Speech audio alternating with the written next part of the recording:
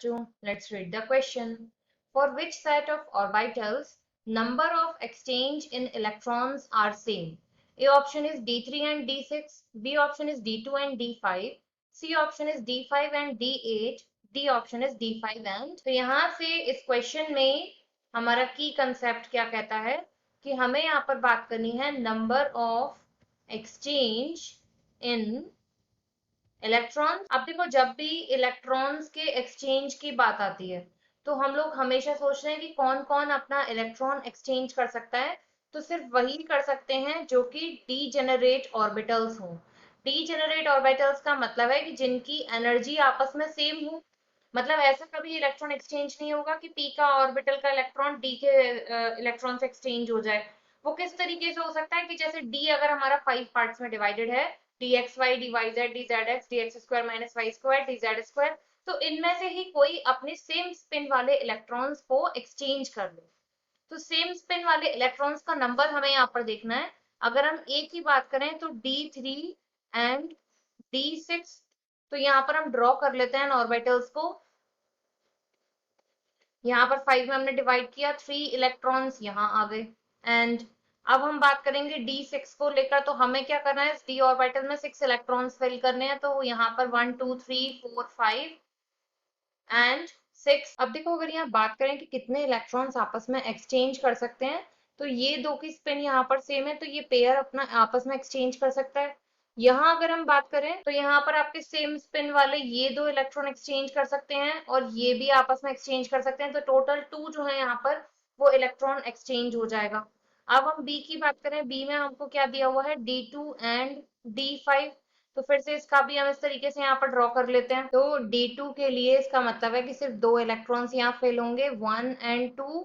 और D5 की अगर हम बात करें तो सब में एक एक इलेक्ट्रॉन आ जाएगा हुंस रूल के अकॉर्डिंग। तो 1 2 3 4 एंड 5। तो यहाँ पर किस किस में इलेक्ट्रॉन एक्सचेंज हुआ, ओनली इस वन पेयर ने एक्सचेंज किया। यहाँ कितना होगा, 1 एंड 1 2। तो टोटल हम यहाँ इसे 1 1 ना लिख के 2 में मेंशन कर देती हूँ डायरेक्ट। 2 इलेक्ट्रॉन पेयर आपस में एक दूसरे को एक्सचेंज कर सकते हैं। सी की बात करें, सी में हमको दिया हुआ है D5 एंड D8। अब वापस से हम लोग यही करके देखेंगे इलेक्ट्रॉन यहाँ पर। तो D5 हम लोगों ने 1 2 3 4 एंड 5 इस तरीके से हाफ फिल्ड कर दिया। 8 में अब क्या होगा, थोड़ा पेयरिंग स्टार्ट हो जाएगी।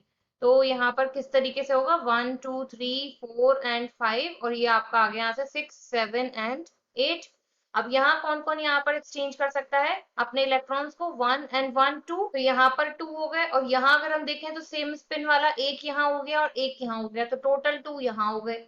हमसे क्या मांगा था कि कौन से ऑर्बिटल्स जो हैं वो अपने इलेक्ट्रॉन्स एक्सचेंज सेम टाइप से कर पाएंगे, तो वो ये कर लेंगे यहाँ पर। अब देखो, यहाँ हमने ये सेम स्पिन वाले काउंट किए 1 2 और 1 2। अब ये वाले आपने जो काउंट करे थे 1 2 3 4 5, अब ये वाले काउंट करो 1 2 एंड 3। तो यहाँ पर अगर आपने इन दो को यहाँ पर काउंट किया था 1 एंड 1 2, तो एक इनका भी एक्सचेंज पॉसिबल है। तो टोटल 2 + 1 से कितना पेयर आ जाएगा, यहाँ पर 3 इलेक्ट्रॉन पेयर पॉसिबल है अपने आप को जो एक्सचेंज करेंगे। अब डी की बात करते हैं। डी में हमें लिया है क्या चीज, D5 एंड D6।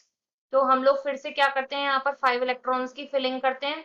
और ये हमने यहाँ से किया 1 2 3 4 5। कितना इलेक्ट्रॉन का एक्सचेंज पॉसिबल है, 2 का। एंड अब यहाँ से ले लेते हैं D6 के केस में।